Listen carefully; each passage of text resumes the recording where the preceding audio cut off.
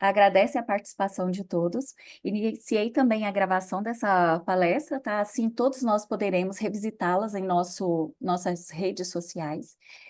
A princípio, eu quero apresentar a professora Márcia Helena, que vai nos auxiliar aí na condução da palestra, tá? E vamos apresentar também a professora Marilza, que tão gentilmente está nos brindando com o dia de hoje. A professora Marilza Vanessa Rosa Suano é pós-doutora, perdão, pela Universidade Federal do Norte do Tocantins, doutora em Educação pela Universidade Católica de Brasília, com doutorado sanduíche realizado na Universidade de Barcelona. A professora é mestre em Educação pela PUC de Goiás, e graduada em Pedagogia pela Universidade Federal de Goiás.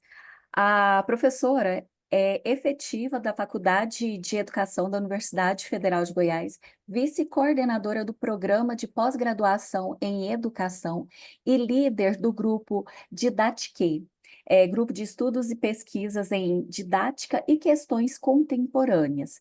Membro da diretoria do Centro de Estudos e Pesquisas Didáticas, vice-presidente da Associação Nacional de Didáticas e Práticas de Ensino e representante da região centro-oeste da ANDIP.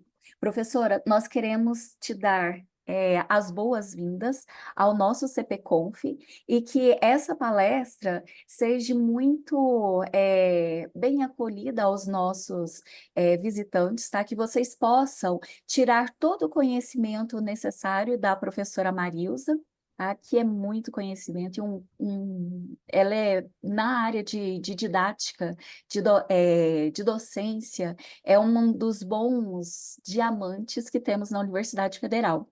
Professora, muitíssimo obrigada e a palavra é sua.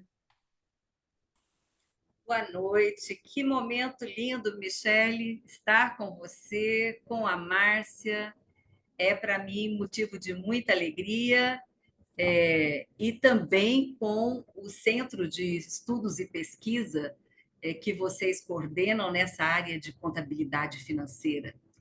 Eu gostaria de cumprimentar todos que estão conosco nessa noite, dizer que sempre que sou convidada pela Faculdade de Administração, Ciências Contábeis e Ciências Econômicas da UFG, a FACE tem um lugar e eu tenho muita honra em partilhar momentos com vocês.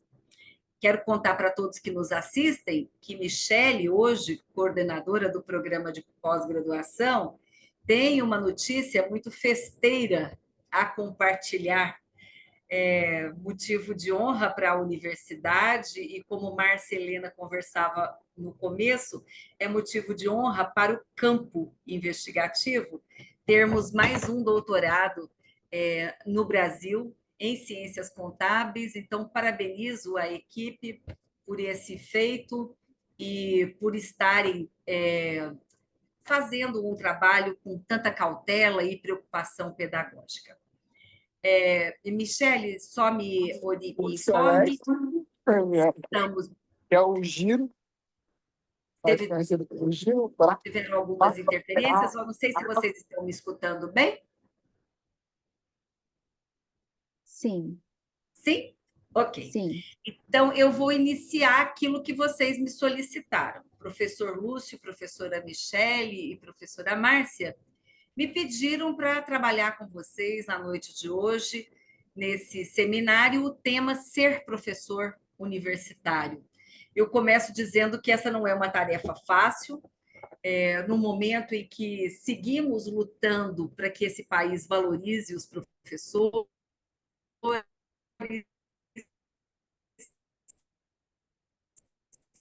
que tenhamos financiamento, pesquisa, extensão, pós-graduação e inovação, com o primor que sabemos fazer, né? Então, é um desafio também do ponto de vista social, porque temos aspectos e problemáticas que antes não tínhamos, né? É uma novidade para nós, enquanto seres desse século e de 2025, lidarmos com novas tecnologias, com inteligência artificial, com desafios em um mundo de redes sociais, um conjunto de coisas instantâneas, fluidas, líquidas, como a Bauman tanto nos alertava. Então, em meio a tanta incerteza e a um quadro novo sociocultural, eu elenquei, escolhi compartilhar com vocês alguns aspectos. Sempre que a gente vai fazer uma exposição, você toma decisões. E eu decidi um caminho para a nossa conversa de hoje. Nesse caminho, o que eu queria destacar é que ser professor ou professora universitária numa instituição federal, como é o nosso caso, basta passar no concurso público. Mas ser um professor universitário, uma professora universitária qualificada para o exercício do magistério superior, isso demanda muito trabalho, né? Então, o que a gente está tentando destacar na noite de hoje é que é um desafio formativo contínuo e de desenvolvimento profissional nos aprimorarmos continuamente para o exercício do magistério superior federal. Quando nós falamos em professores, é importante destacar como é que nós definimos um professor. Eu vou fazer uso da definição da professora Selma Garrido Pimenta, uma das fundadoras da Associação Nacional de Didática e Práticas de Ensino, que ela diz assim que um professor, ele é um intelectual crítico, reflexivo, ele é um intelectual crítico, reflexivo e pesquisador da sua própria praxis e da praxis educativa que a sua universidade realiza. Nossa, são muitos adjetivos, né? É a grandiosidade da tarefa de alguém que faz um concurso para o Magistério Superior Federal. O desafio de trabalhar com a indissociabilidade, ensino, pesquisa e extensão, em um modo de se organizar colegiadamente numa gestão coletiva, democrática, com comissões, com conselhos para tomarmos decisões coletivas, com núcleos estruturantes. Então, é um trabalho sempre que demanda uma ação política, que é o diálogo, a troca com os pares, para produzirmos praxis educativas que efetivamente contribuam com a instituição. E eu queria destacar que todos nós nos constituímos professores. Ninguém nasce professor, nós nos constituímos de acordo com a nossa trajetória profissional no Magistério Superior Federal e principalmente em uma universidade pública, né? Nesta dinâmica de atuarmos no ensino. Alguns de nós atuam no ensino básico, como é o caso do CEPAI e do DEI, ou na graduação e na pós-graduação, mas todos nós, de algum modo, estamos envolvidos com pesquisa, com extensão, gestão colegiada, trabalho coletivo, luta pela educação, inserção em movimentos sociais. Então, o nosso trabalho é um trabalho público, de ampla participação na instituição, na formação dos estudantes e na constituição da sociedade que nós almejamos. Ainda como preâmbulo assim da minha fala, eu quero destacar que a nossa Constituição Federal de 88, no artigo 207, destaca que as universidades gozam de autonomia didático-científica, administrativa, gestão financeira e patrimonial, e que obedecerão ao princípio da indissociabilidade ensino, pesquisa e extensão. Significa dizer que quem não tem clareza do que é o princípio não tem como agir como um docente do magistério superior. Então, me parece fundante que nós, como professores, e eu estou aqui conversando com pares, né? Acredito que vários de nós somos professores do magistério superior, é o nosso desafio, né? É o nosso desafio e, em alguns momentos, com condições mais adequadas, em outros momentos, com condições de luta. A nossa Lei de Diretrizes e Bases da Educação, 93/94 de 96, ela também vai destacar, ali no seu artigo 2º, o princípio de liberdade, de solidariedade humana e da finalidade educativa de promover o desenvolvimento do educando. E aí me parece muito importante, Michele, Márcia e todos os demais que nos escutam. A universidade, ela não aqui está limitada para a formação para o trabalho. Se assim o fosse, bastaria que tivéssemos cursos em âmbito técnico. Nós não precisaríamos da estrutura da universidade, de profissionais tão bem qualificados como todos nós que compomos o Magistério Público Federal.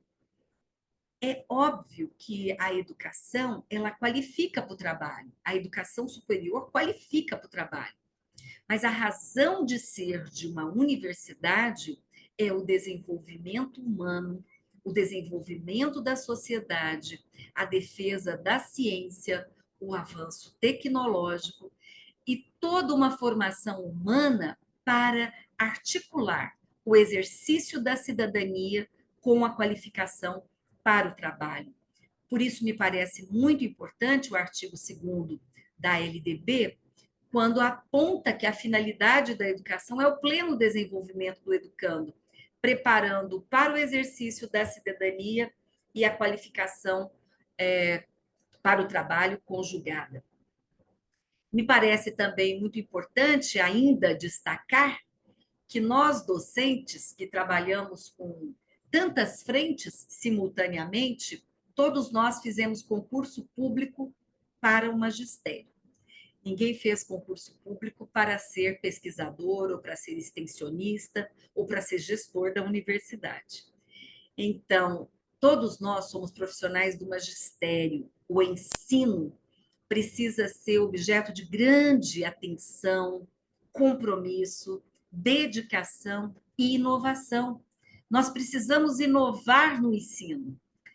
E ainda, nessas minhas preliminares, o artigo 3º da LDB, quando aponta princípios para o ensino, além de destacar a igualdade de condições para que a gente tenha acesso e permanência, também nos convida à liberdade de aprender, ensinar, pesquisar, valorizando a pluralidade de ideias e de concepções pedagógicas. Então, muito importante valorizarmos os profissionais da educação e a diversidade humana, linguística, cultural e identitária. Bom, no ano passado, nós tivemos uma professora de Barcelona conosco no PPGE para uma disciplina modular intensiva no mês de agosto do ano passado.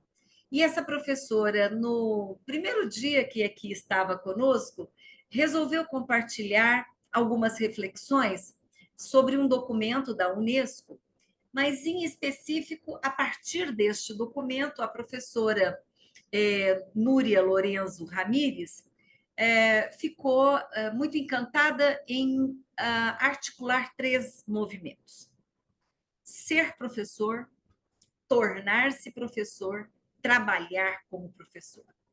Eu quero lembrar da Núria e brincar com esta trilogia que ela fez. Eu comecei a minha fala dizendo que ser professor do Magistério Superior Federal cabe a nós a aprovação no concurso público, seja para efetivo ou substituto.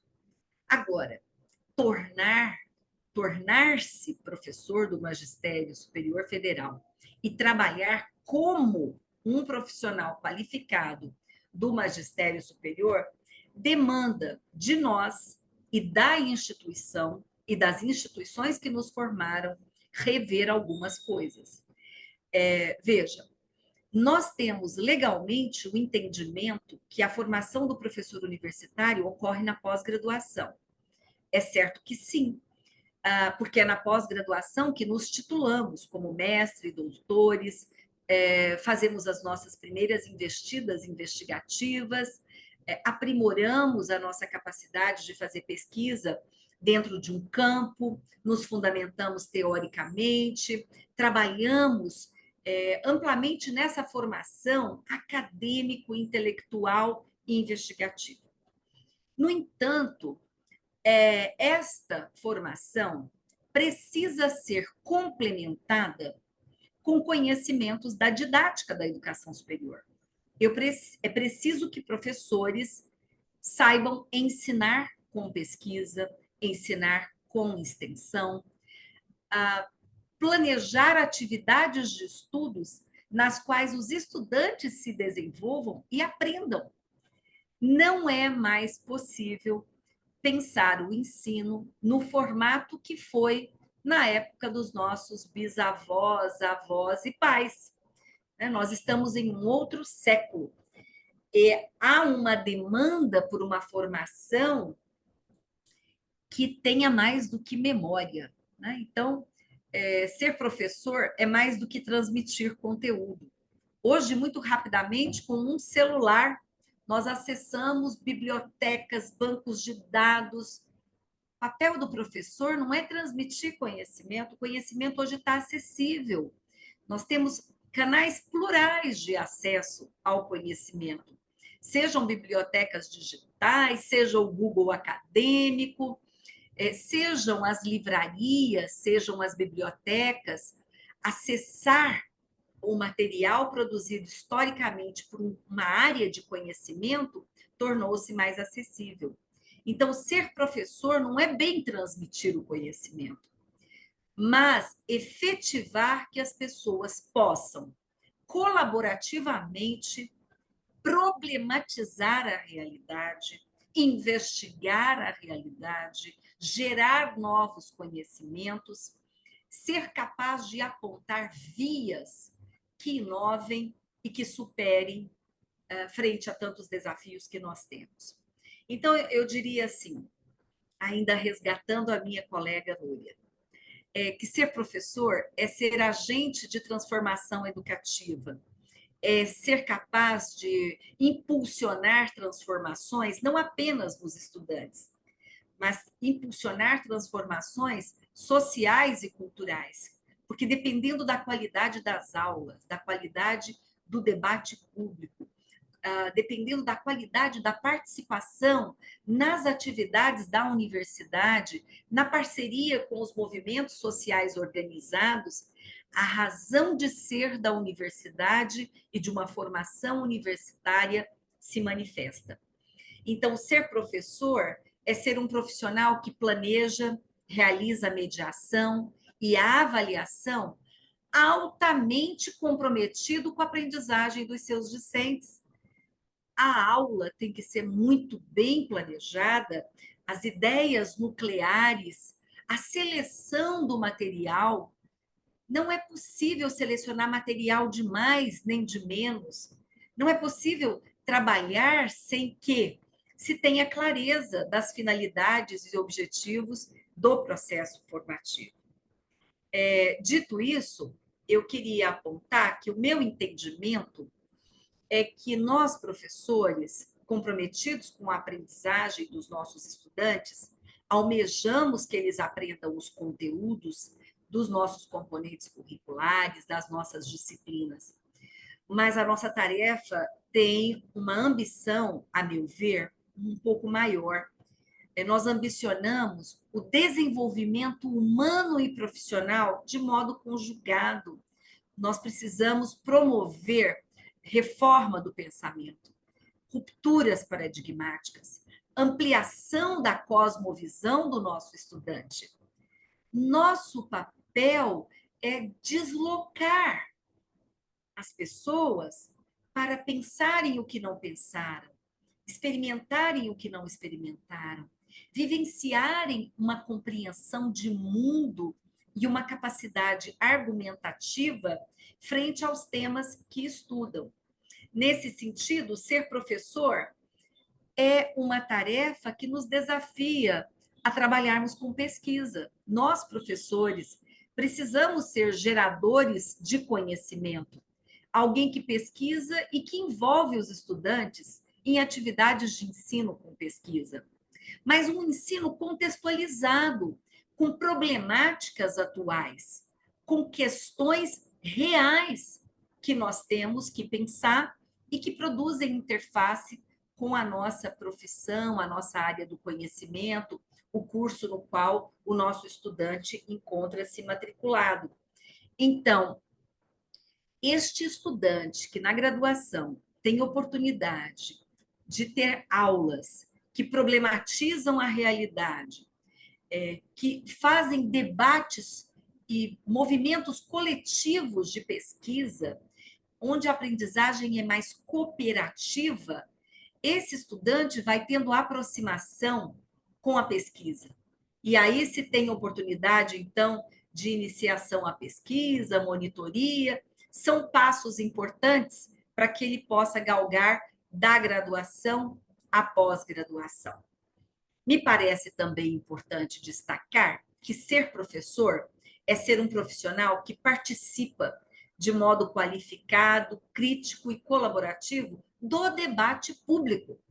Um professor universitário, enquanto um intelectual de um campo, ele não pode se furtar do desafio do debate público. Se não somos nós que nos colocamos disponíveis, nós reduzimos o espectro daqueles que, de modo qualificado, dentro de um determinado campo do qual é a nossa formação, que possamos também apontar no debate público compreensões, argumentos, vias, propostas, enunciações. Então, a gente aprende a participar da vida pública e a aprendizagem e as atividades formativas da universidade precisam contribuir nesse sentido de acompanharmos efetivamente como esse país está se desenvolvendo, para que possamos, então, termos proposições superadoras. Tudo que eu falei até agora tem a ver com ser professor. Agora, ser está muito vinculado a passar num concurso. Mas tornar-se professor universitário, formar-se numa formação continuada, num desenvolvimento profissional, numa trajetória dentro de uma carreira qualificada, principalmente para aquilo que eu vim falar agora, um profissional preocupado com a docência, com o ensinar e o aprender. Alguém preocupado em efetivamente contribuir para que aqueles que passam por eles como estudantes possam ter a oportunidade de construir aprendizagens. Então, tornar-se professor é fruto de um esforço, de estudo, de oportunidades de formação, de sólida formação teórica, de sólida formação com oportunidades coletivas de construção de relação entre teoria e prática. Eu sempre estou muito preocupada quando entram professores novos na universidade e percebo que eles estão um pouco perdidos. A acolhida, os pares, aqueles que trabalham com as mesmas disciplinas ou no mesmo curso, são muito importantes para a inserção desse que chega nas atividades coletivas, no entendimento do que é o projeto pedagógico do curso, no entendimento do perfil do egresso, no entendimento de como essa universidade funciona com o seu regulamento, o seu PDI e as suas metas todas. Então, eu estou aqui tentando destacar que é tarefa da pessoa, professor que chega, mas é tarefa do coletivo formar quem chega.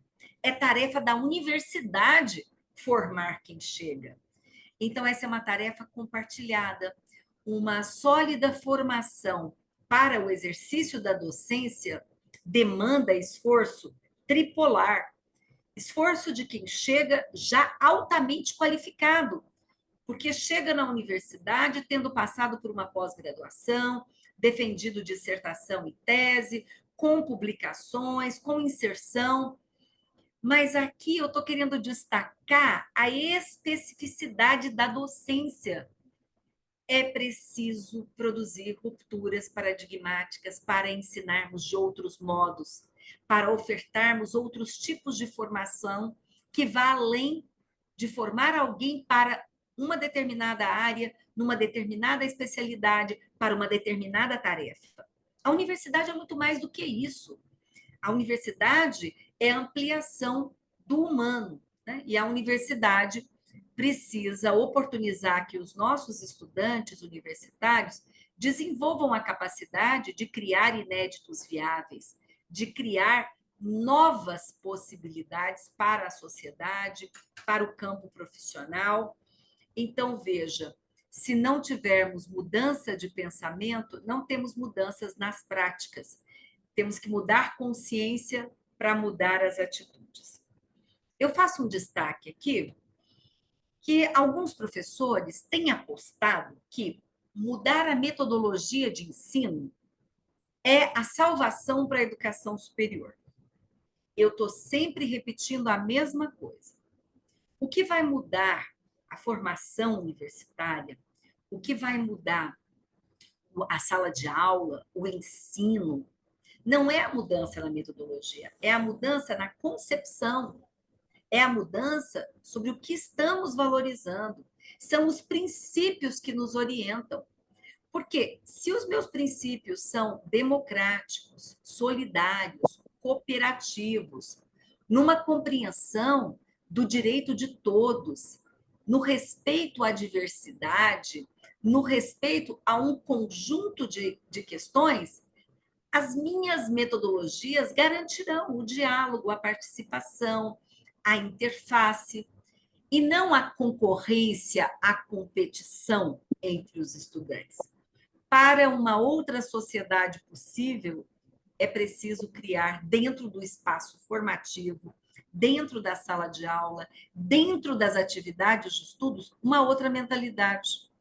Eu achei muito bonito o dia que um aluno me disse assim: agora eu entendi que eu tenho que estudar para dizer algo importante na aula.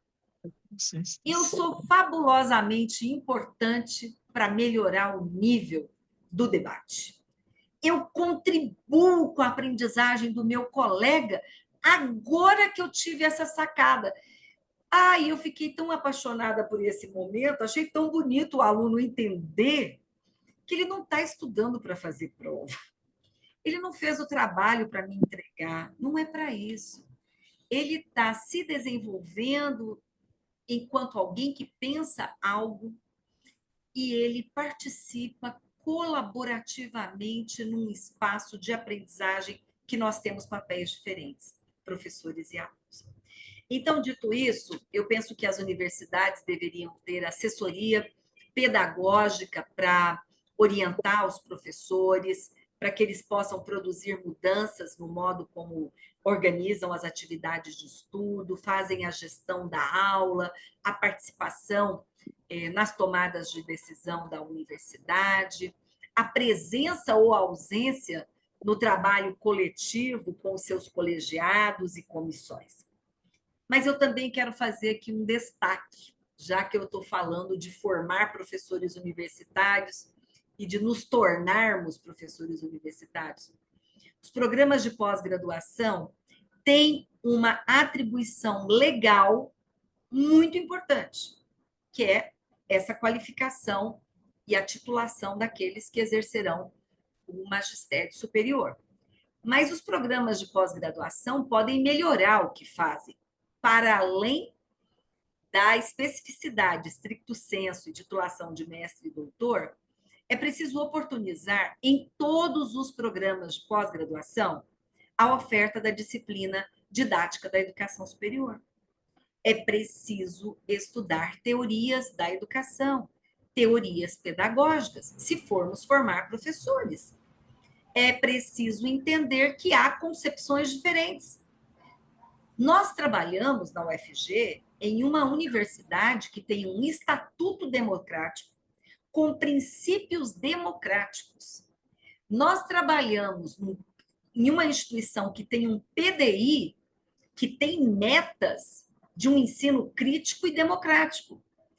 Então, cabe a nós um esforço formativo para qualificarmos os nossos profissionais para pensarem complexo, para serem capazes de gestar, de criar novos modos de ensinar e de aprender.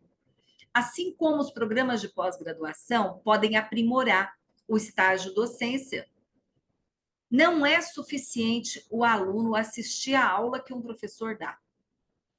Não é suficiente solicitar que o pós-graduando dê uma aula com o professor da pós-graduação.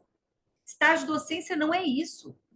Estágio docência é a oportunidade de um pós-graduando dialogar com alguém mais experiente e que tem fundamentação teórica sólida e rica para compartilhar. Essa fundamentação teórica, isso é didático, são saberes pedagógicos. Então, não importa se ele está fazendo estágio docência numa disciplina da medicina, estágio docência numa disciplina da veterinária, estágio docência numa disciplina de ciências contábeis, ou estágio docência na licenciatura em matemática. Estágio docência é, na pós-graduação, oportunidade de qualificação para o futuro professor. Então, ele tem que participar de aulas que sejam inovadoras. Ele tem que ter a oportunidade de fazer leituras para compreender o que é que, cientificamente, este campo tem proposto para as mudanças no ensino e na aprendizagem. Bom, dito isso, eu entro para o terceiro, para mais um aspecto, e quem sabe aqui o terceiro. Trabalhar como professor universitário qualificado. O que é isso?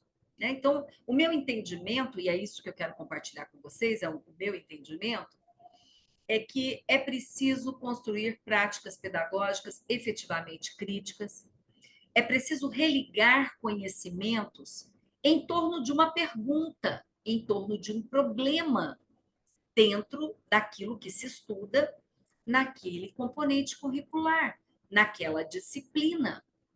Os conteúdos precisam ser muito bem selecionados e eles têm que estar contextualizados. Eu preciso ter margem comparativa. Então, estamos trabalhando um conteúdo que hoje no Brasil está assim e com a seguinte legislação. Como estão outros países nesse tema? Ou como outros estados brasileiros tratam este tema? Ou como diferentes teorias acadêmicas tratam esta questão? É com um olhar plural, é na contradição, é na comparação que eu começo a pensar. Então, pensar complexo demanda uma questão problematizadora que seja muito bem contextualizada, demanda um esforço de pensar para responder a essa questão e tratar esse tema, quais dimensões são importantes. Há dimensões históricas, há dimensões políticas, há dimensões com as diferentes teorias. Quais são as dimensões? Quais são os diferentes referenciais? Que desafios e quais questões contemporâneas precisam ser pensadas na formação desse estudante? Então, planejar uma aula não é uma coisa que se faz de qualquer jeito. Não é possível a gente gastar tanto tempo para escrever um artigo científico, gastar tanto tempo com atividade de extensão, e na hora que eu vou dar aula, eu dou qualquer coisa de aula. Não tem cabimento. Uma aula precisa ser muito trabalhosamente pensada. As atividades de aula precisam colocar os estudantes em atividade de estudo. São eles que têm que aprender. Então, eles têm que ter tarefas, debates, desafios cognitivos para compreender conceitos, articulá-los com a prática, trazermos exemplo, produzirmos praxis. Então, veja, a aula tem que estar conectada com o mundo, com a vida, com a sociedade, com a realidade profissional. Sem dúvida nenhuma, nós temos que ter repertório. Nós, professores, temos que ter repertório. Nós não podemos ofertar o que não temos, assim como nossos alunos têm que ter repertório. Então, o esforço é para ambos. Nós vamos seguir a nossa carreira todinha continuamente estudando, continuamente nos atualizando, continuamente lendo. Eu conto muito essa história, mas vou contar novamente. Quem já foi meu aluno já escutou isso. Durante muitas décadas, a minha mãe teve uma pessoa que ia toda terça-feira na nossa casa para passar roupa. E, muito bonito, um dia ela disse para minha mãe assim: olha, eu estou preocupada, acho que a senhora tem dificuldade de aprendizagem, porque toda terça, quando eu venho para passar roupa, eu chego, a senhora está com vários livros na mesa, estudando e lê esses livros e faz anotação em alguns papéis. A senhora não aprende, não?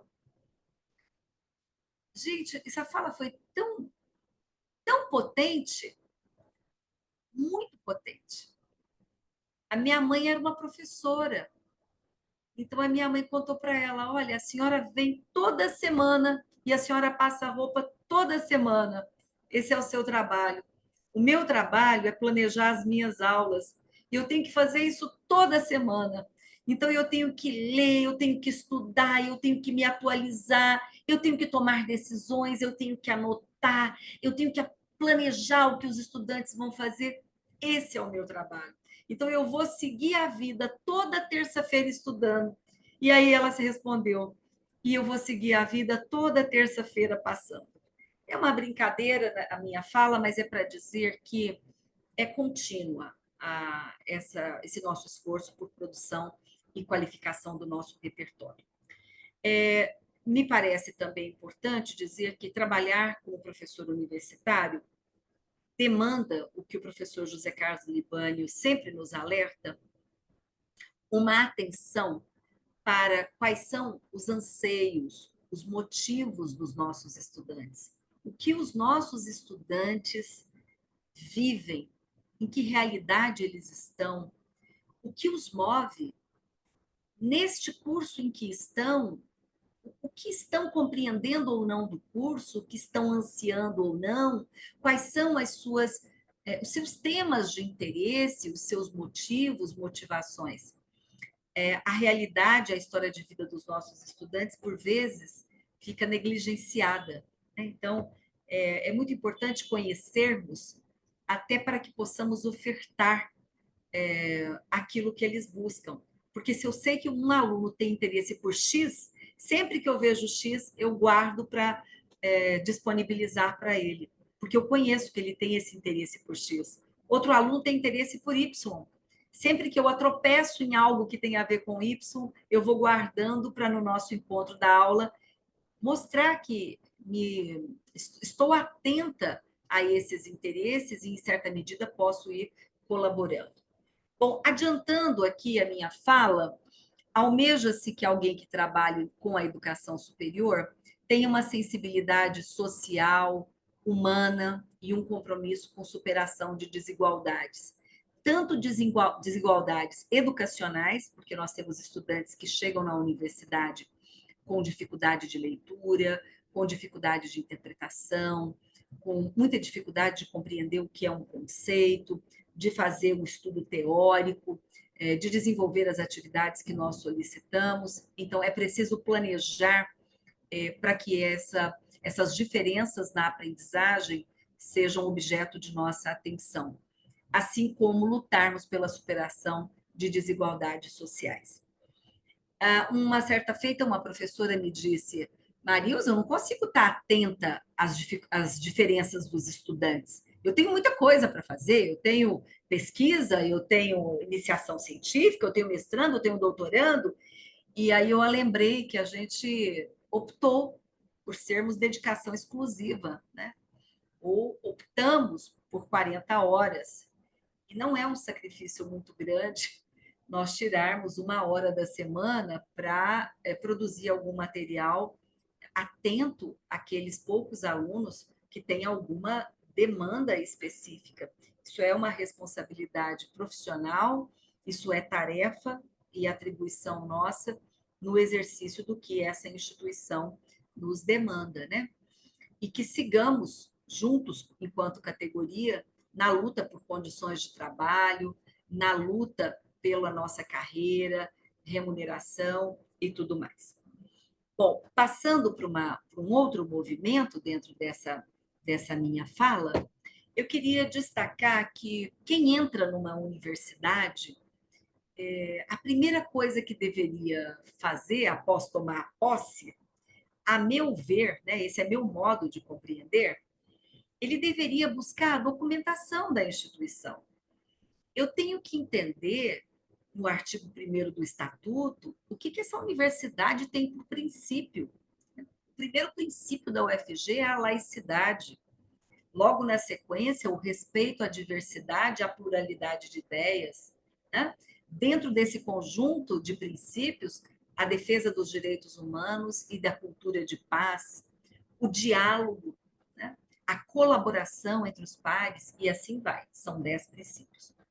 Seria importante também para quem chega buscar conhecer, nesse momento histórico em que chega na universidade, quais são as metas do PDI, no nosso plano de desenvolvimento institucional, aonde nós almejamos chegar para daqui a 4 anos.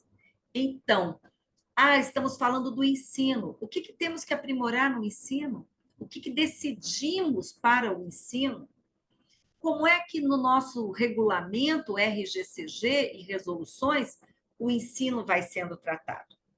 Mas por que eu estou dizendo isso? Porque nós estamos sendo atropelados com notícias, redes sociais, ideias, um conjunto de empresas e um conjunto de instituições privadas e um conjunto de discursos equivocados que vão veiculando que a gente resolve a questão do ensino na educação superior no Brasil por meio do ensino com competências, ou do ensino com metodologias, ou por meio de um ensino neotecnicista, segue sendo tecnicista, mas enfia tecnologia, seguem defendendo ensinos transmissivos, ou o ensino com base nos preceitos neoliberais ou neoconservadores. Olha, não dá para pensar um ensino se a base não for acadêmico-científica. Nós temos um campo, uma área do conhecimento que é a educação. Essa área do conhecimento registrada, CAPES, CNPq, ela tem pesquisas, há fundamentos, há teorias da educação. Então, não é o youtuber que vai ditar quais são competências do ensino e que o ensino é ensinar a fazer. Isso é muito limitado. Nenhum país que preze pela educação superior vai valorizar um ensino limitado a competências, um ensino limitado à técnica, um ensino limitado à transmissão, um ensino limitado aos interesses do mercado econômico. Não é isso. O ensino, ele tem base humanística, emancipadora, é formação de um ser humano melhor para o bem comum da sociedade. A universidade não trabalha para o mercado econômico. A universidade trabalha para a formação humana para a sociedade, para o aprimoramento cultural, social. Então, é importante entender que esta universidade crítico-emancipadora, ela concebe o estudante como um cidadão, como um sujeito participativo. Estudantes têm que aprender desde o primeiro dia de aula na graduação que ele é corresponsável por sua aprendizagem, corresponsável pela aprendizagem do colega, corresponsável pela qualidade da aula. Uma aula em que todos leram o que tinha que ser lido, estudaram o que tinha que ser estudado, a qualidade da problematização, da análise, da argumentação ganha um nível acadêmico. Então, é preciso que o ensino esteja atento, que nós, como Bernard Charlot nos incita, a primeira tarefa do professor é colocar o aluno na relação com o conhecimento. Se esse aluno não aprendeu o que é ser aluno, ele não será. O estudante tem que entender qual é o perfil de estudante universitário. E esse perfil precisa ser corresponsável, colaborativo, precisa ser alguém que se prepara para partilhas de reflexões, de argumentações, de troca de experiências. Então, veja, esse estudante precisa entender que ele não está ali para virar um contador, um enfermeiro, um nutricionista, um pedagogo, um matemático. Não, ele está ali para uma formação universitária em que sua cosmovisão precisa ser ampliada, o seu compromisso ético, social e profissional também, uma compreensão das questões macroestruturais, sociopolíticas, econômicas, mas também a ampliação do seu modo de fruição e da relação com a estética, com a arte, com a vida. Né? Então, a tarefa é maior. Bom, caminhando para uma parte mais pedagógica, eu queria buscar da obra Compreender e Ensinar, da professora Terezinha Rios, uma das coisas mais bem escritas que eu li nos últimos anos. De um modo muito claro, pedagógico, filosófico, a professora diz o seguinte: o que é uma boa docência? Pergunta difícil. O que é uma docência da melhor qualidade? A própria Terezinha Rios responde nesse capítulo do livro Compreender e Ensinar. Ela vai dizer que uma boa docência, ela articula 4 dimensões. Significa que um professor precisa pensar e articular 4 dimensões quando trabalha um determinado conteúdo com um determinado componente curricular. Eu tenho que articular a dimensão técnica com a dimensão política, com a dimensão estética e com a dimensão ética. Ela quer dizer que, para formar alguém em ciências contábeis, esta pessoa tem que ter conhecimento técnico, político, estético e ético. Para formar alguém no campo da enfermagem, esse enfermeiro tem que ter aulas e atividades de estudos que articulem as dimensões técnicas da enfermagem, política, estética e ética. Não importa qual é a área do conhecimento. A articulação destas dimensões qualifica o nosso modo de pensar e de compreender temas em estudos. A professora Terezinha Rios vai tratar de dizer que o que é uma dimensão técnica? É a nossa capacidade de trabalhar os conteúdos, os conceitos, as teorias, aquilo que está previsto na ementa, nos conteúdos da disciplina. Todo professor, para uma boa docência, tem que ter capacidade de trabalhar esses conteúdos. Só que, junto aos conteúdos, esse professor, se ele tem uma boa dimensão técnica, ele tem a capacidade de fertilizar o estudo do conteúdo com autonomia, criatividade e temas de atualidade. Isso é a capacidade técnica. Não é só o conteúdo. É o conteúdo nutrido, fertilizado por um pensamento autônomo, criativo, em diálogo com temas situados, contextualizados, desafios atuais, problemáticas atuais.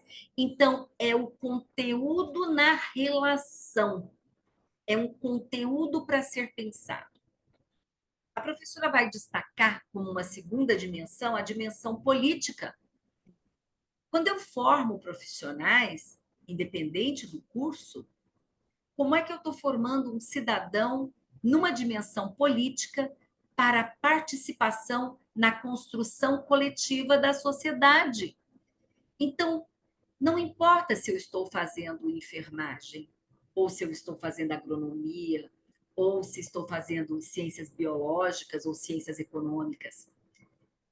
A universidade, se você tem acesso a uma boa docência, você tem clara dimensão política em debate, porque a universidade é um espaço de exercitar, de aprender a participação na construção coletiva e responsável de uma sociedade melhor, de uma cultura menos machista, menos violenta.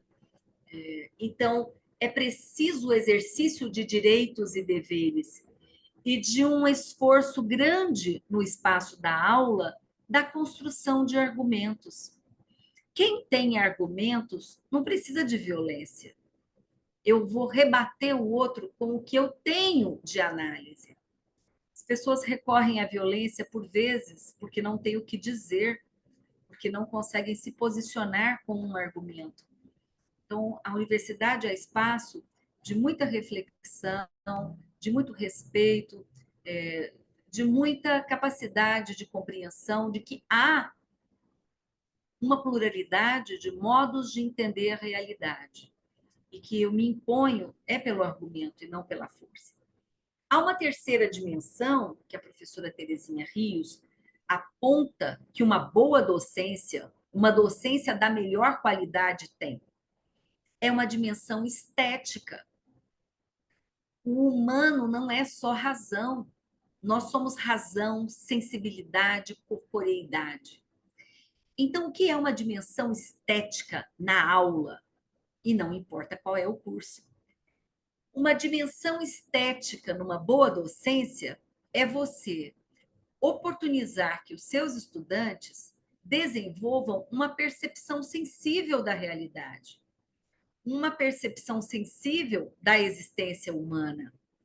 É você planejar momentos de estímulo à criatividade, oportunizar momentos e oportunidades de fruição, de apreciação de documentários, de obras de arte, de filmes, de seja a arte e a expressão humana que for, a cultura, a arte nos permitem acessar a relação entre objetividade e subjetividade, entre razão e emoção, entre a trilogia de ser, conhecer e viver.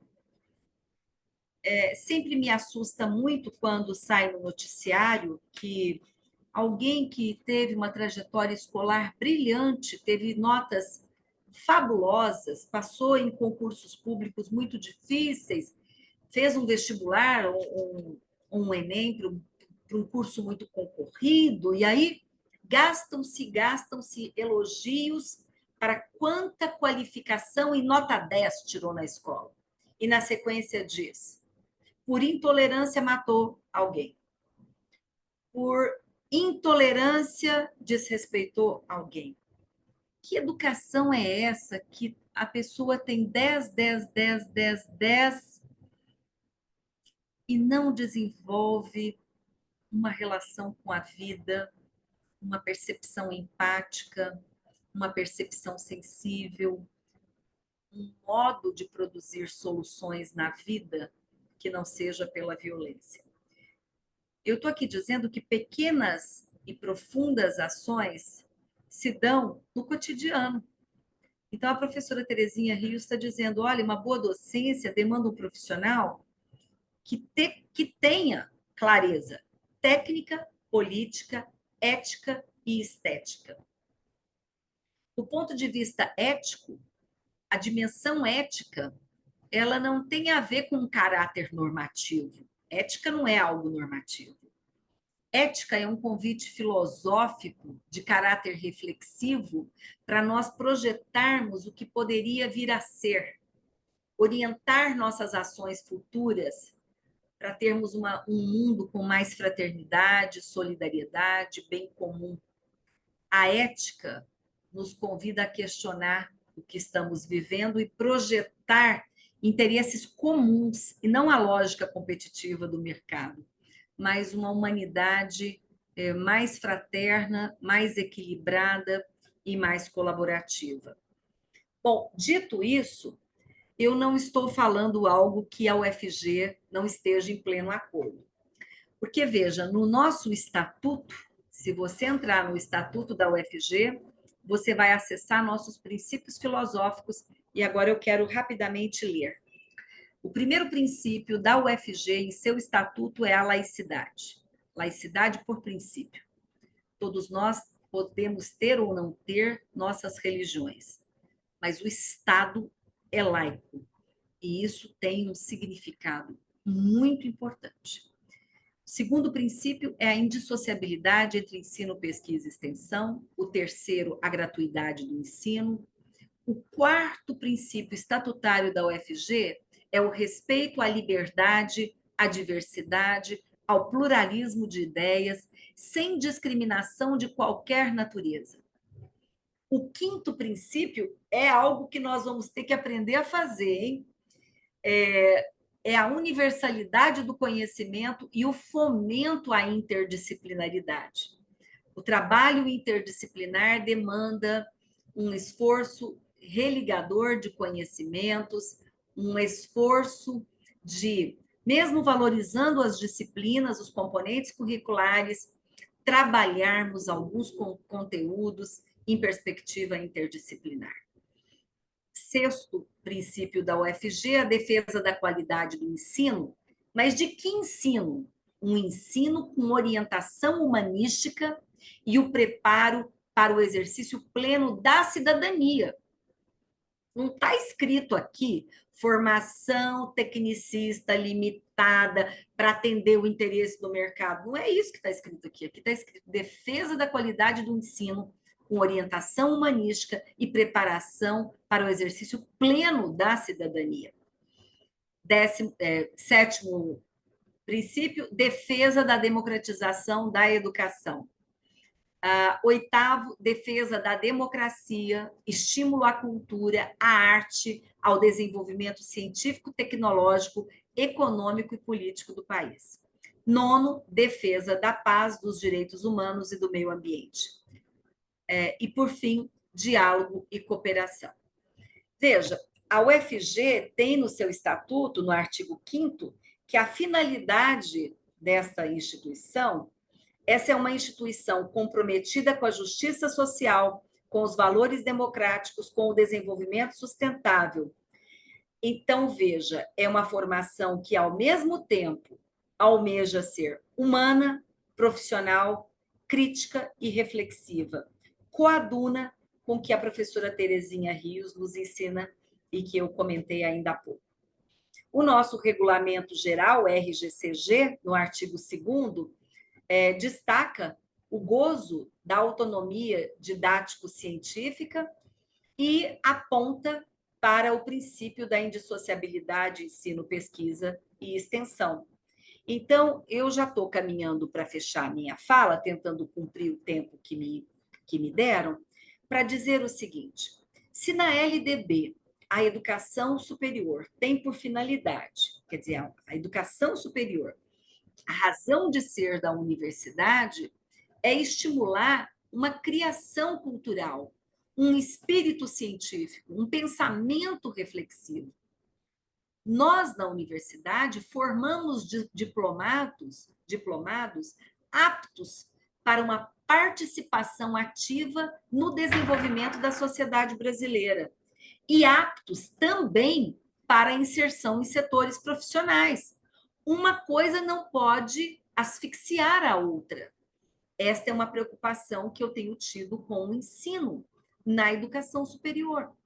Por vezes, negligencia a formação do cidadão para o pleno desenvolvimento desta sociedade brasileira, que precisa perseguir o seu desenvolvimento enquanto sociedade democrática, que busca ser justa e igualitária, na defesa dos direitos humanos, fica subsumido numa ideia de que a universidade limita-se a inserir pessoas tituladas no exercício profissional. Me parece pouco e em desrespeito a uma lei maior, que são a Lei de Diretrizes e Bases da Educação, 93, 94 de 96. Essa mesma lei, estou tratando apenas do artigo 43 da LDB, estou limitada a ele. Esse artigo vai dizer que a finalidade da educação superior, a criação e a difusão de cultura, de conhecimentos científicos e técnicos que são patrimônio da humanidade. Então, a universidade, cabe a ela o aprimoramento humano, cultural, profissional. É preciso estimular, conforme o artigo 43 da LDB, o conhecimento dos problemas do mundo presente. É preciso promover extensão e pesquisa neste sentido. É preciso defender e aprimorar a educação básica, a qualificação dos profissionais. Então, veja, nós temos finalidades que nos trazem o desafio de, por um lado, nos qualificarmos como professores, por outro lado, qualificarmos com os pares a instituição que estamos e conscientizarmos os nossos estudantes de que eles são corresponsáveis pela própria aprendizagem, partícipes de um processo de aprendizagem mútua. Mutuamente aprendemos, nós professores, a instituição e o estudante. Por isso, essa aprendizagem ela tem um viés colaborativo, ela tem um viés participativo. Então, eu tenho, enquanto pedagoga, tentado criar nas minhas aulas oportunidades para pensar complexo sobre temas pertinentes. Tenho tentado trabalhar com fontes confiáveis, que os estudantes não saiam aí buscando a torta esquerda na internet ou no Instagram informações em fontes que não têm confiabilidade. É preciso aprender onde pesquisar. É preciso aprender onde estão fontes confiáveis. É preciso aprender a trabalhar com banco de dados. É preciso estar aberto ao debate com o contraditório. O debate com o contraditório tendo argumentação para frente às problemáticas se posicionar. Eu trabalho numa perspectiva transdisciplinar, valorizando o pensar complexo, o olhar para os temas de estudo, considerando as múltiplas dimensões e referenciais, e tenho, na medida do possível, oportunizado que os meus estudantes entendam que a arte, a cultura e o diálogo entre as culturas, a interculturalidade, afeta o meu ser, o meu modo de pensar e o conhecimento que eu produzo. Então, a interface que a Selma Garrido Pimenta propõe de ensino com pesquisa, ter no ensino a pesquisa como um princípio formativo, não é que eu vou fazer pesquisa na minha aula, não é isso. Eu vou trabalhar com os princípios da pesquisa. Uma questão problematizadora, defino um objetivo de estudo com eles, e aí vamos amadurecendo, sem estar buscando tudo, mas em profundidade, produzindo análises e compreensões, oportunizando que meus estudantes saibam das atividades de extensão que essa universidade tem, não apenas aquelas que eu participo, mas que o estudante aproveite a universidade. Universidade não é lugar de ir para aula. Universidade é lugar que tem aula, mas que tem pesquisa, que tem grupos de pesquisa, que tem redes de pesquisa, que tem parcerias internacionais, tem intercâmbios internacionais, há múltiplos espaços. Universidade é espaço de extensão e de inovação. Então, esse é um movimento que eu considero importante que aprimoremos no trabalho com os nossos estudantes. Michele e Márcia, eu tentei aqui cumprir o horário assim, para que não me excedesse. Mas se me deixarem, eu falo até amanhã. Então, eu vou fechar minha fala agora com a seguinte frase: tudo que eu falei é desafio para mim. É o que eu estou tentando fazer com o meu trabalho. É o que eu estou cobrando de mim mesma, enquanto pedagoga, que pesquiso a educação e que no mês que passou, eu completei 25 anos como professora universitária. Eu já estou como uma professora experiente na carreira e eu sigo buscando esse aprimoramento, porque é um desafio que eu coloco para mim e que, na formação de professores, acho importante incomodar a todos nós para que pensemos sobre isso. E para aqueles que virão a ser professores, porque hoje estão na pós-graduação ou estão terminando a graduação, mas têm vontade de ser professores universitários, é essa nossa interface. Né? Como é que nós vamos fazer para atender cada vez com a melhor qualidade os alunos que recebemos e que são alunos que têm vindo de escolas com precariedade, têm vivido em uma sociedade empobrecida do ponto de vista cultural, empobrecida do ponto de vista econômico, ainda com uma democracia em amadurecimento. Vivemos uma ditadura militar durante um período de muito sofrimento para esse país. A partir de 1985, temos um redesenho da vida coletiva, uma constituição, novas leis. Então, esse país ainda vive um amadurecimento daquilo que produz enquanto sociedade. Acho que temos uma tarefa importante para seguirmos amparando o nosso desenvolvimento humano e social. Muitíssimo obrigada. Estou à disposição, Michele e Márcia. Obrigada, professora Marilza. Agora nós vamos passar a responder as perguntas que foram feitas no chat, tá? Professora, tá? A gente até, enquanto professoras, enquanto professores, a gente se emociona mesmo com essa última fala, né?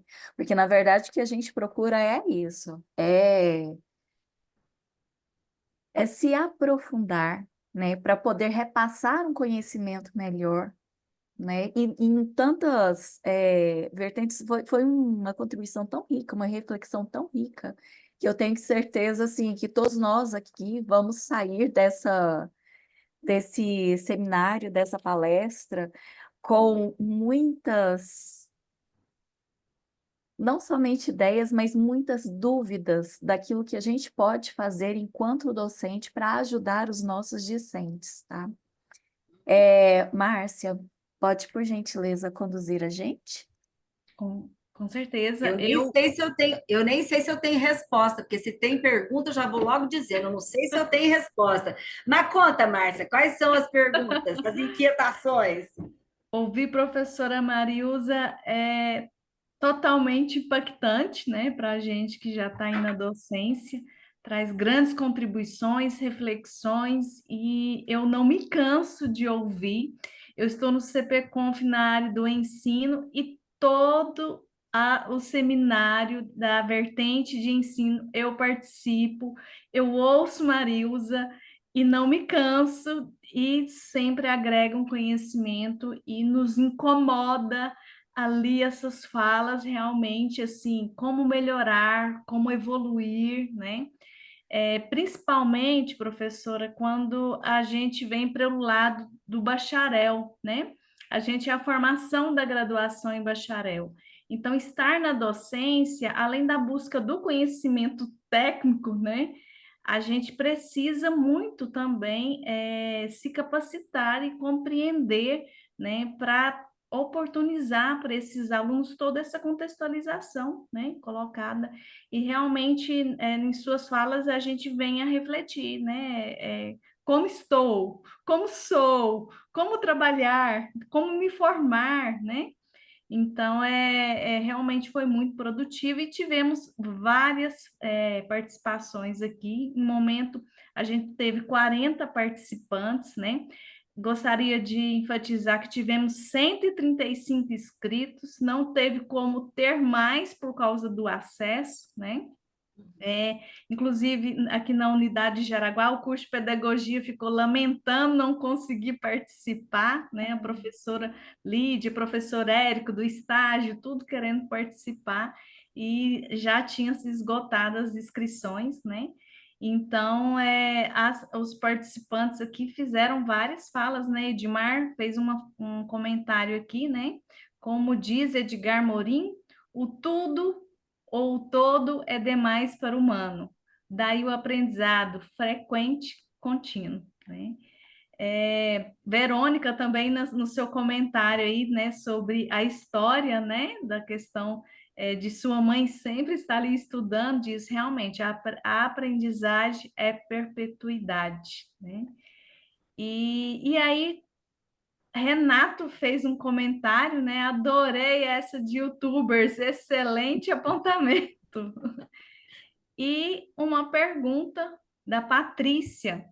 Ela diz: um dos desafios na formação continuada tem sido a dificuldade de organização dos tempos e espaço para a realização dos processos formativos e momentos de orientação e diálogo no coletivo, principalmente frente às questões emocionais, psicológicas, o adoecimento e a desmotivação docente frente à demanda de articular ensino, pesquisa, extensão e ensino e gestão.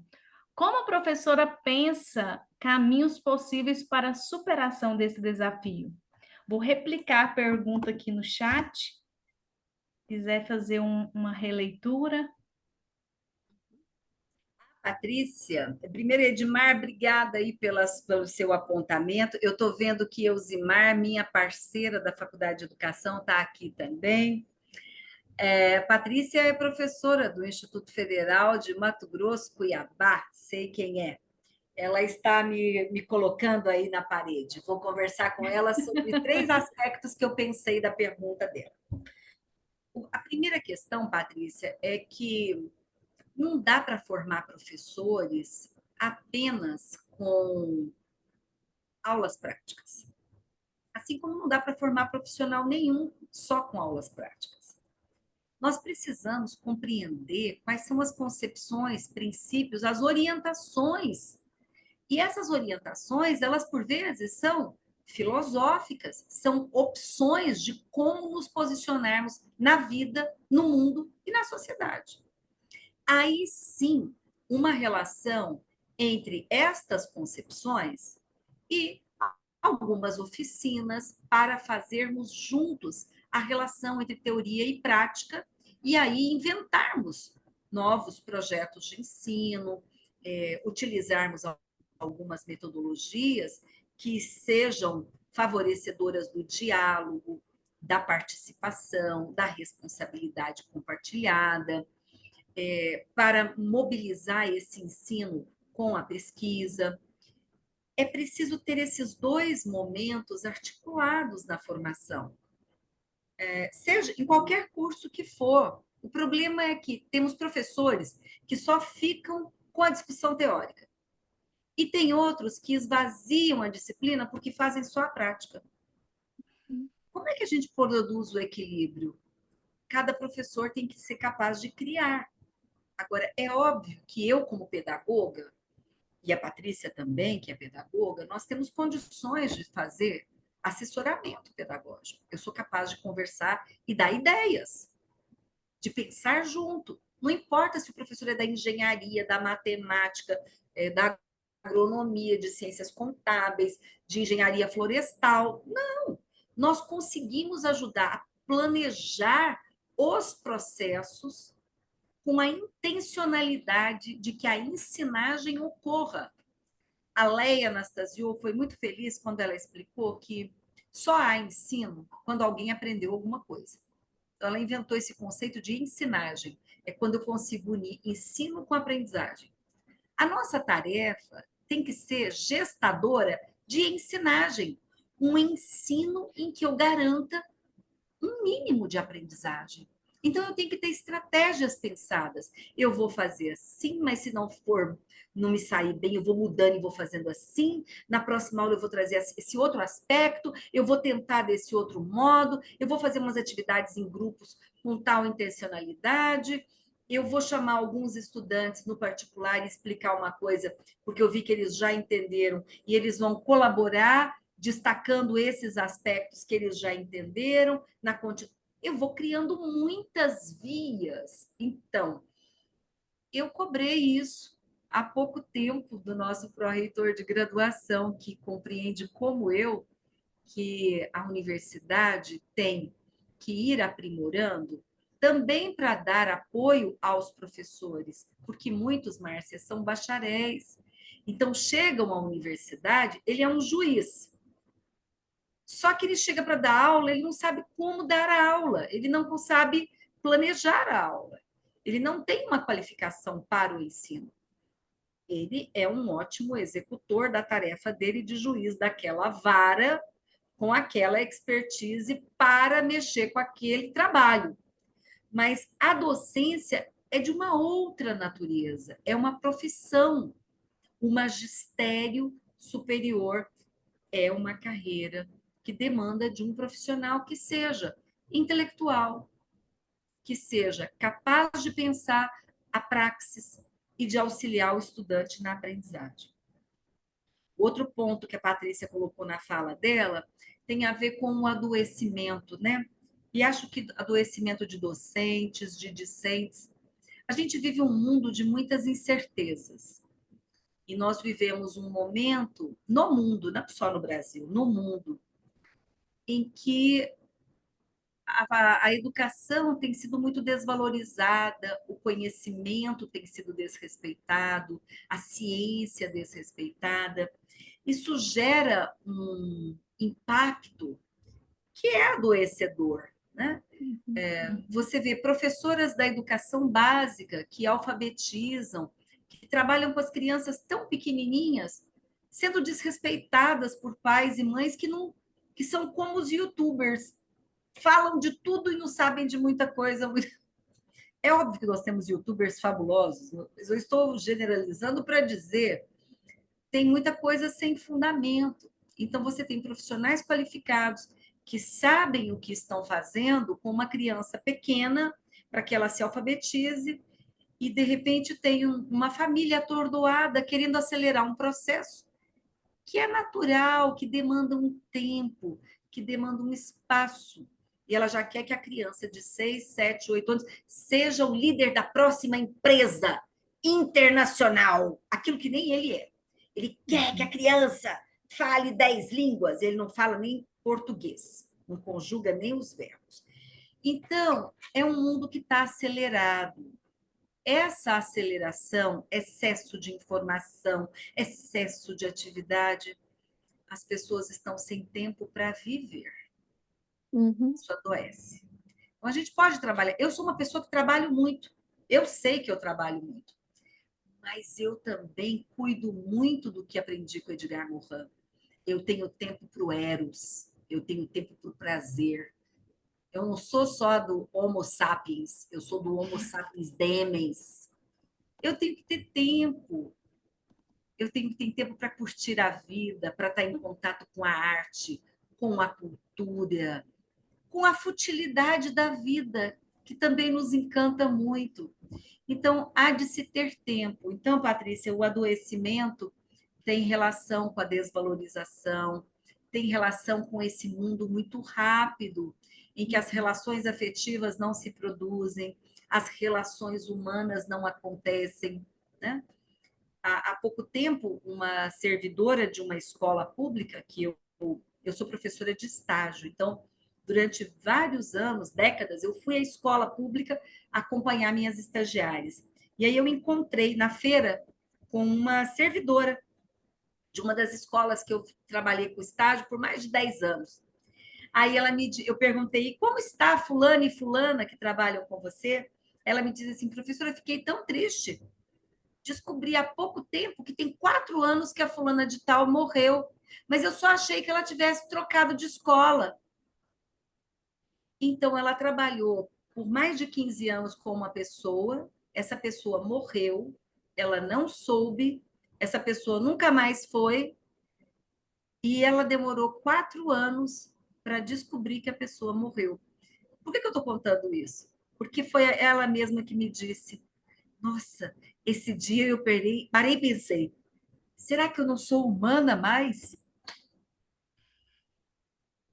É o ritmo, é o tempo. Então, Patrícia, é enlouquecedor quando as pessoas trabalham em ambientes em que você não tem relação de confiança, relação de proximidade, relação de partilha de alguns sonhos, de algum comprometimento com a formação do meu estudante.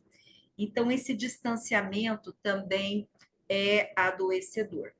Eu tenho lido, como o Edmar destacou aí, Edgar Morin, e eu acho que esse autor, como vários outros, né, ele tem algumas pistas a nos dar. E eu gostei muito de um livro que em português chama A Via, Caminho para a Educação do Futuro.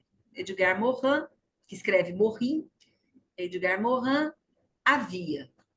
Aí esse livro começa falando que nós temos que fazer uma grande reforma, mas essa grande reforma está vinculada a muitos campos. Nós temos que produzir mudança no modo como nós pensamos, mudanças na educação, mudanças na política, mudanças no nosso estilo de vida.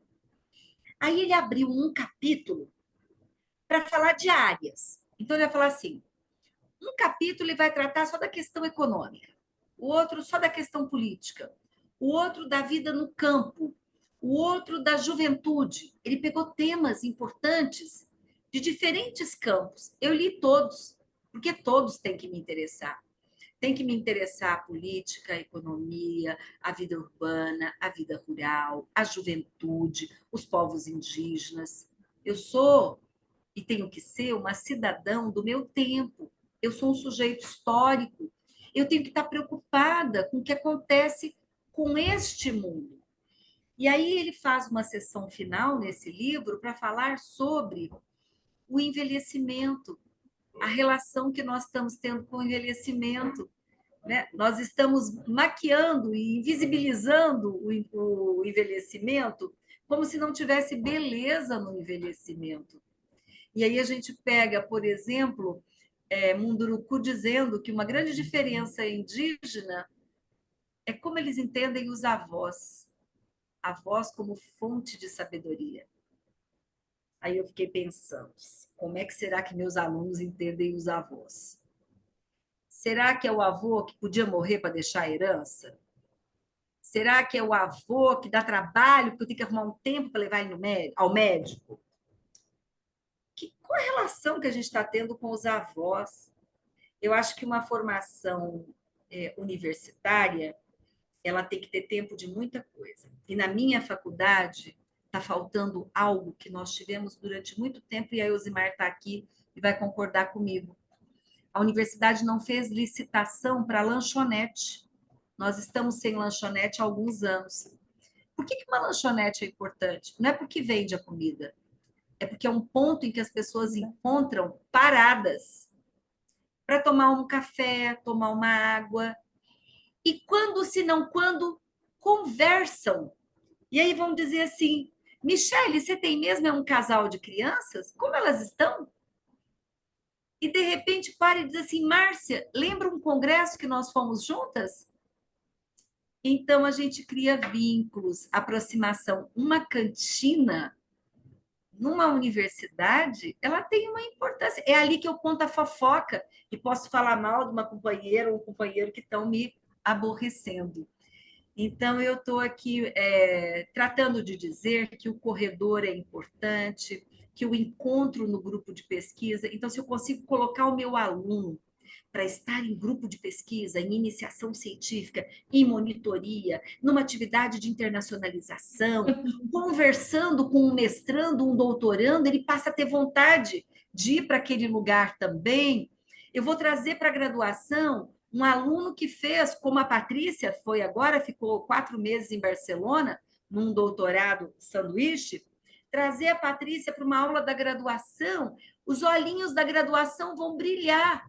Uma doutoranda que vai a Barcelona, tem uma bolsa, consegue viver por 4 meses, conhece uma outra universidade, uma outra cultura. Então, professores precisam produzir relações. Eu me lembro de ter levado com a professora Sheila Oliveira duas turmas de pedagogia do matutino e duas turmas de pedagogia do noturno ao Museu Antropológico para uma atividade de estudo. A maioria dos alunos nunca tinham ido. O Museu Antropológico fica a um quarteirão da nossa faculdade. Eles nunca tinham ido. Nós fomos a uma atividade para que os nossos estudantes pudessem fazer apreciação de uma exposição de fotografia também num espaço da UFG que fica a 1 ou 2 quarteirões da nossa faculdade. 15% apenas das estudantes já tinham entrado para ver alguma exposição e é gratuito. Então, é importante isso. João Henrique, que é meu esposo, acabou de me mostrar escrito num papel aqui. Foi muito rico quando você levou os estudantes para conhecer o Beco da Codorna em Goiânia. Nós moramos em Goiânia e nós temos estudantes que nunca andaram pela cidade. Aí nós fomos ao centro da cidade, próximo ali ao Teatro Goiânia, na Avenida Anhanguera, ver os belíssimos grafites no Beco da Codorna e depois fomos a 2 museus gratuitos também, com os estudantes, caminhando pela cidade e explorando, acessando cultura, conhecendo a história da cidade, os nossos artistas e aqueles que aqui passaram. E os alunos dizendo, eu nunca tinha visto isso na minha cidade. Na semana seguinte, vários me contam, voltei lá, levei meu namorado, levei meu filho, levei minha avó, porque eu contei, minha avó ficou doida. Eu coloquei nas redes sociais, meu amigo viu, foi lá também, me marcou na rede social. Quer dizer, eu amplio a cultura para isso tem um efeito multiplicador na família, nos colegas de trabalho. Então, a universidade, ou ela expande as nossas oportunidades, ou ela é um escolão. E universidade não é escola. E nossos alunos têm que ambicionar mais. Márcia, quero contar só mais uma coisinha, porque eu sou contadora de causa. Já falei isso muitas vezes e muitos alunos meus já me viram dizendo isso. Qualquer dia eu vou levar a bronca do meu filho mais velho por conta disso. Sabia que você era contadora. Márcia, meu filho mais velho, que já é formado, já tem alguns anos, ele fez engenharia elétrica na UFG. Aí, quando ele estava fazendo ainda, no começo da graduação, ele contou que um professor chamou para eles, para a turma toda, para ir a um debate que ia ocorrer no teatro, ali no Museu Antropológico, e que seria dinâmica assim: passaria um documentário breve, acho que de 20 minutos, meia hora. Na sequência, teria 1 hora de debate com 4 convidados que tinham analisado aquele documentário. Então, tinha um economista, um historiador e não sei mais quem eram os outros. Aí ele chegou em casa e me disse assim: mãe do céu, vê se eu vou num negócio desse. Eu quero ser engenheiro. O que eu quero saber desse documentário? Escutar esse historiador, esse economista. Aí eu olhei para ele e disse assim: meu filho, eu espero que você passe pela universidade e se torne um sujeito cada vez mais culto, porque culto você já é, porque você teve a oportunidade de ter uma formação culta. Mas eu espero que você passe pela universidade e aproveite a universidade, que você vá a discussões políticas, econômicas, sociais, artísticas, culturais, que você viva ensino, pesquisa, extensão. A universidade tem que nos oportunizar acessarmos mais. E ele foi, e ele gostou, e ele voltou depois, e ele levou colegas, e eu quero dizer assim, aquilo que a gente experimenta, a gente até pode gostar. Agora, a gente dizer que não gosta sem nunca ter ido, vai também me lembrar uma aluna que chamei para ir atravessando a rua na faculdade de medicina, escutar um pianista famosíssimo que ia tocar gratuitamente, porta a porta. A nossa faculdade está de frente à faculdade de medicina e o auditório está assim. Você dá 20 passos, você cai dentro do auditório da faculdade de medicina. Ela me disse que não gostava de piano. E eu perguntei, quantas vezes você foi a um concerto de piano? Não, eu nunca fui. Então, eu desafiei a turma inteirinha aí comigo assistir um concerto de piano. Porque para eu não gostar de um concerto de piano, eu tenho que ter assistido um concerto de piano. E foi fabuloso, eles foram a vários outros depois. Fecho a minha contação de história e estou à disposição, Michele e Márcia, se tiverem alguma outra questão. Temos mais uma pergunta aqui do Edmar, vou replicar ela aqui. Ele diz: a grande dificuldade do professor universitário, notadamente no mundo do direito, é a mudança de paradigma. Isso é visível na seara penal e processual penal, como mudar o paradigma autoritário para o democrático, se muitas das vezes o próprio docente não está direcionado para o novo paradigma? É Edmar que falou isso? Isto. Edmar, veja só, é por isso que a gente tem que seguir trabalhando coletivamente, porque a gente vai assim afetando um pouquinho o outro. Essa é a razão de ser do trabalho coletivo, colegiado. Tem hora que a gente acha tão chato ir para o conselho diretor, ou entrar em uma comissão, ou em um núcleo de desenvolvimento estruturante, ou qualquer comissão que for, porque por vezes a gente está muito atarefado. Por outra feita, como a gente aprende com esses espaços coletivos? E acho que a gente tem que seguir tentando trabalhar no coletivo, mas nós não vamos afetar todo mundo, não, porque tem algumas pessoas que não estão disponíveis para rupturas paradigmáticas, né? Então, nós temos que trabalhar com quem está. E aí, o nosso estudante tem a oportunidade comparativa de ver quem está nesse século e quem está no século passado. O desafio é grande, e ainda no campo do direito, eu queria só comentar que olha como a universidade teria um momento riquíssimo se o grupo do direito pudesse fazer algo com a universidade inteira para discutir, por exemplo, por que que na Bolívia e no Equador a natureza é um sujeito de direitos. E nenhum outro país do mundo a natureza é um sujeito de direitos. O que ocorreu com o Congresso e a Constituição desses países, com a entrada de tantos indígenas na vida pública e na vida política? Uma outra concepção do que é a natureza. A natureza não está aí para nós cortarmos e usarmos. As árvores não estão aí para nós fazermos tamburetes, nem moldura para quadro. A relação com a árvore, a relação com os oceanos, com os rios, sendo de outra natureza, fez com que a mudança da concepção mudasse a Constituição. A ONU tem um grande desafio, que é produzir agora um debate internacional sobre natureza, nesse momento em que a gente tem o meio ambiente tão afetado e as questões climáticas provocando desastres avassaladores, né? Então, muito importante esse debate. Não é um debate para o curso de Direito, é um debate que eu quero participar, e sou da pedagogia, a Michele, das Ciências Contábeis, quer participar. Então, você vê, por que é que um conjunto de empresários e bilionários tiveram que tirar,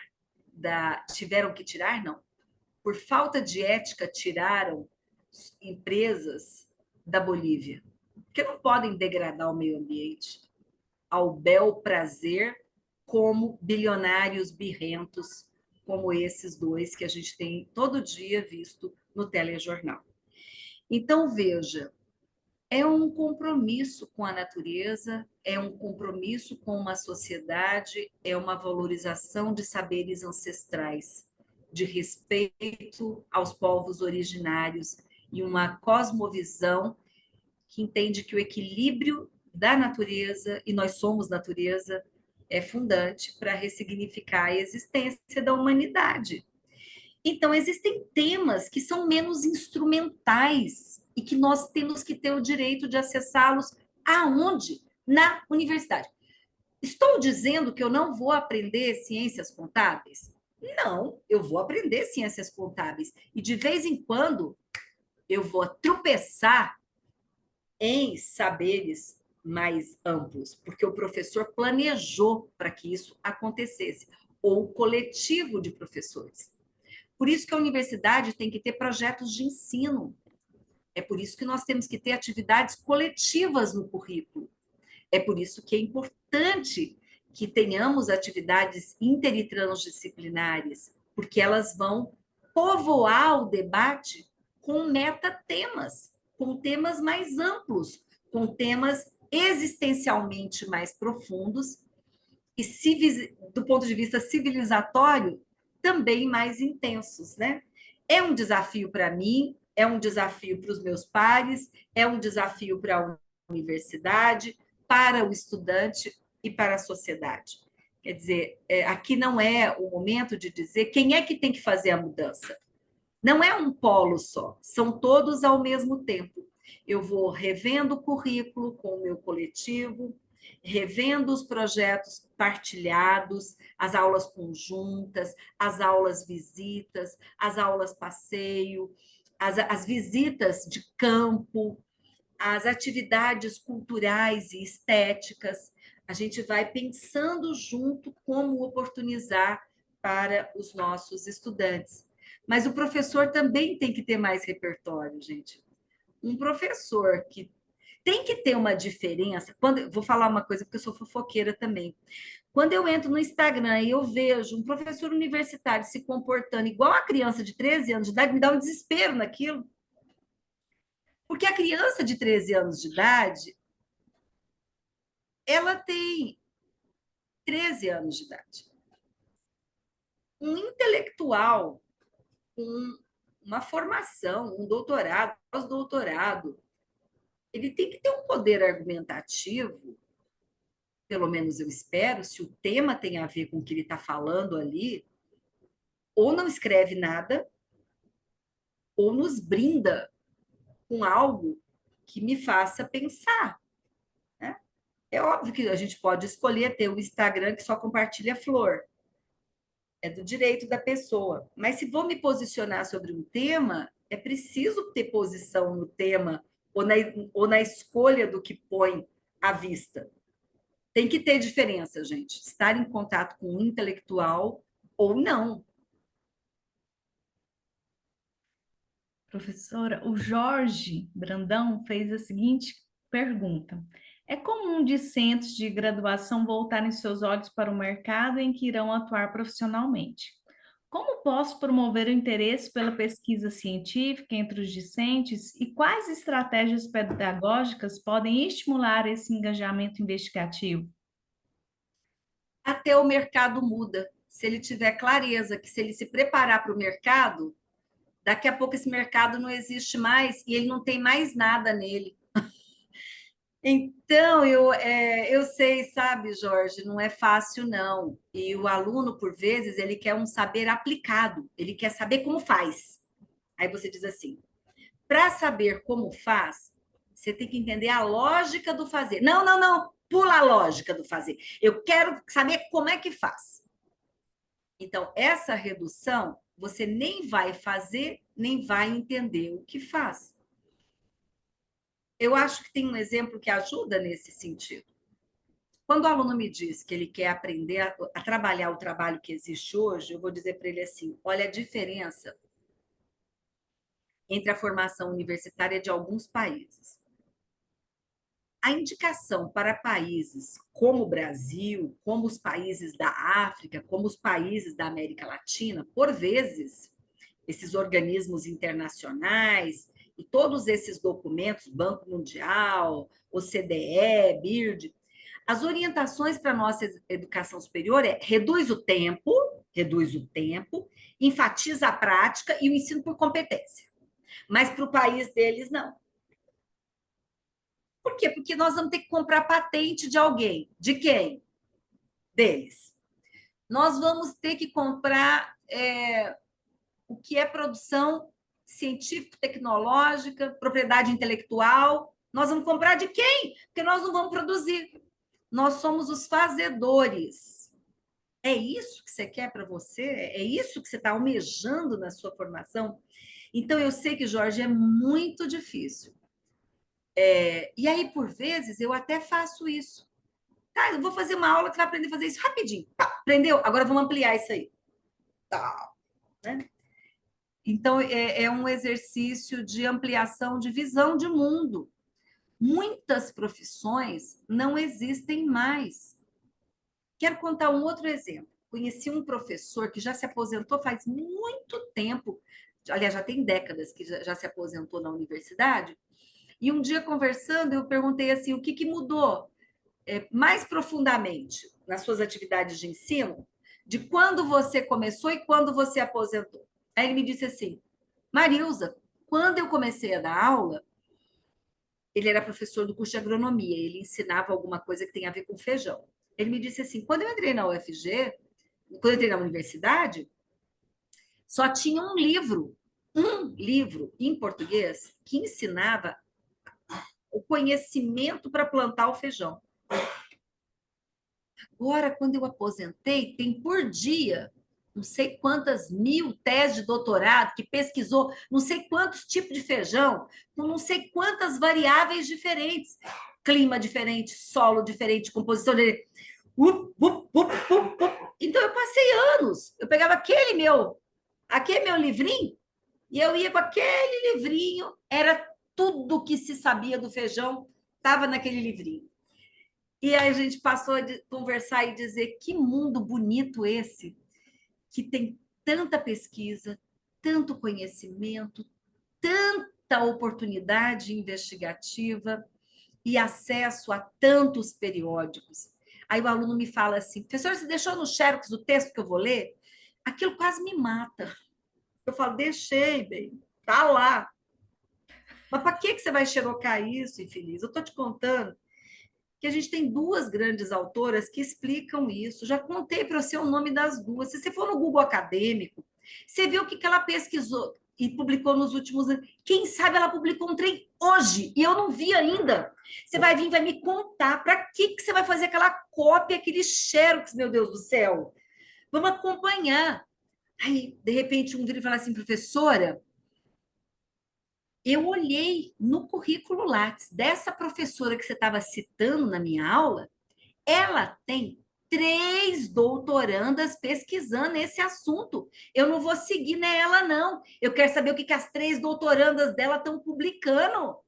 Porque vai estar, ó, ela está orientando e as meninas estão escrevendo. Agora eu já catei o nome dessas 3, anotei. Agora eu quero, uma vez por semana, eu entro lá e vejo o que elas estão publicando de novo. O que elas. Entrei no Instagram, fiz coleguice com elas. Quero saber qual é o evento que elas vão.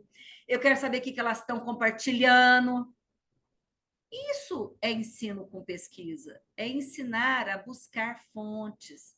É ampliar o leque de relações. Mas para fechar o caso desse estudante, no final de semestre, todo eufórico me contou. Ó, escrevi um resumo, tinha um evento que era resumo simples. Aquele resuminho, professor, pequenininho, que é um parágrafo só. E eu vou, porque quem vai mediar a sala é essa professora que você está falando e uma orientanda dela. Eu vou lá, quero conhecer essas mulheres.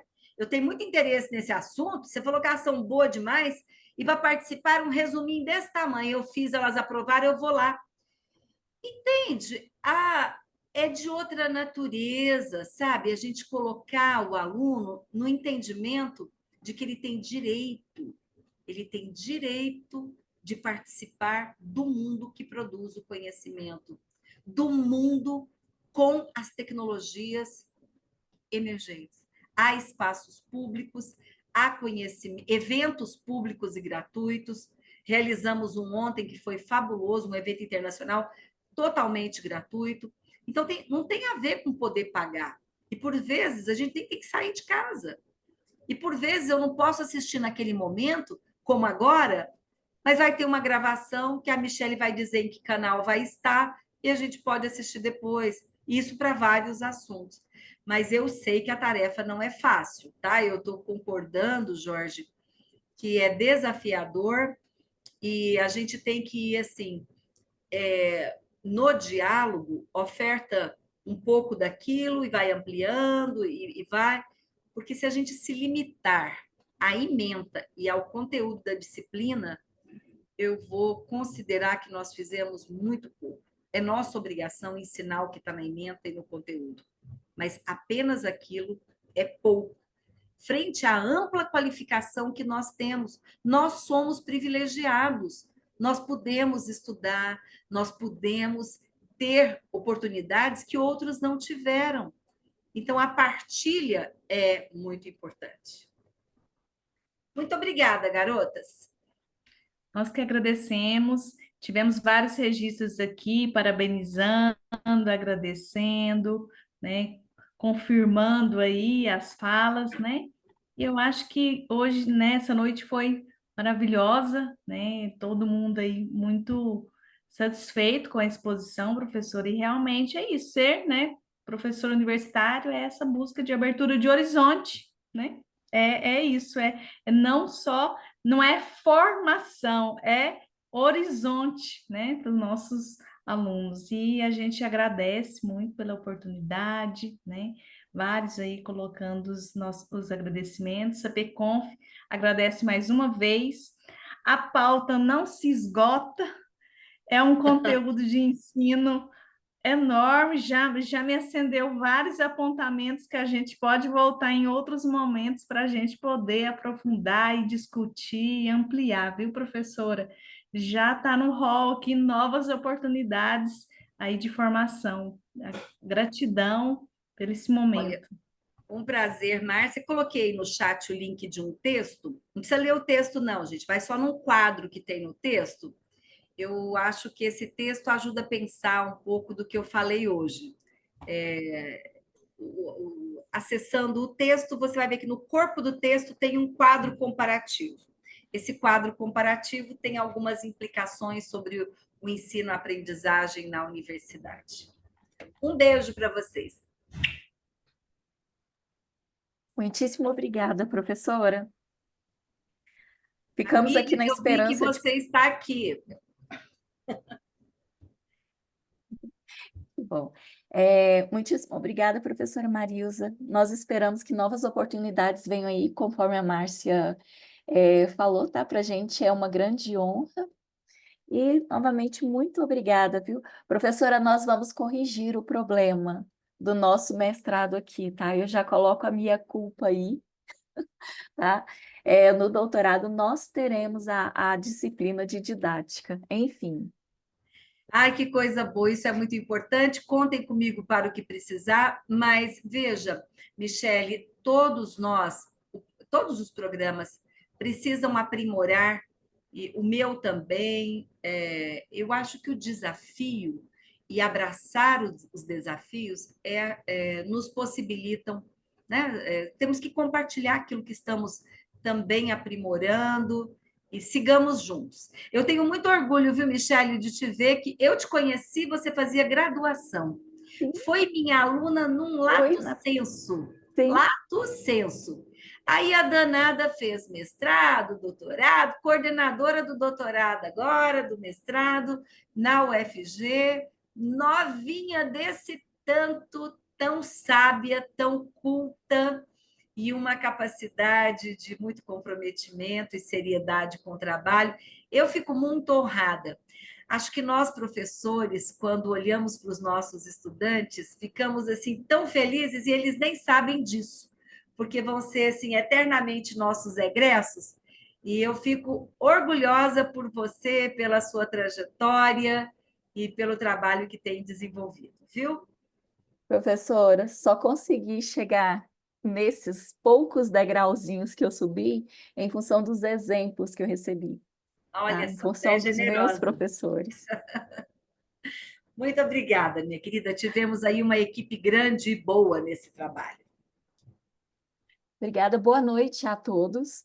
tá? Nos encontraremos em novos seminários e palestras do CEPConf e também no nosso congresso do PPG Conte, que esse ano teremos, mais para o final do ano. Obrigada a todos e boa noite. Boa noite. Tchau a todos.